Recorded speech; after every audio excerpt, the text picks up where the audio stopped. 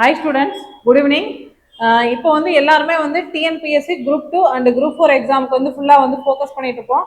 எல்லாரும் பண்ணுற மிகப்பெரிய தப்பு என்னன்னா நம்ம ஸ்கூல் புக்ஸை மட்டுமே வந்து படிச்சுட்டு இருப்போம். நம்ம ஸ்கூல் புக்ஸை மட்டும் படித்தோம் அப்படின்னா 200க்கு ஒரு 130லேருந்து ஒரு 135 கொஸ்டின்ஸ் மட்டும்தான் போட முடியும்.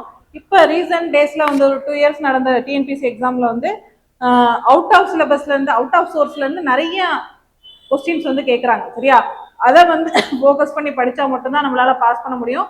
நம்ம அகாடமியில் நம்ம ஸ்டூடெண்ட்ஸுக்காண்டி வந்து வாரம் வந்து 200 மதிப்பெண்களுக்கு வந்து ஃபுல்லாக அவுட் சோர்ஸ் சிலபஸ் எல்லாம் சேர்த்து வந்து நம்ம டெஸ்ட் வந்து கண்டக்ட் பண்ணிட்டு இருக்கிறோம்.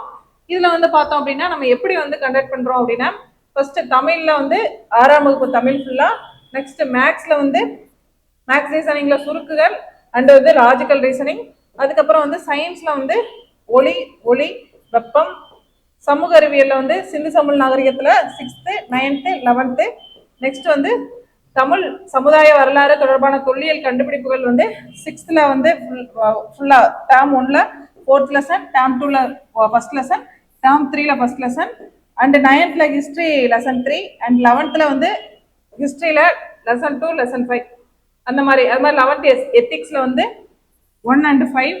அதுக்கப்புறம் வந்து பாளையக்காரர்கள் கிளர்ச்சி, அதுல வந்து தமிழக வரலாறு, தற்கால தமிழக வரலாறு, இதுல இருந்தா வந்து அவுட் சோர்ஸ் புக் வந்து ஸ்டார்ட் ஆகுது. இது வந்து பேஜ் நம்பர் வந்து 78லேருந்து 104.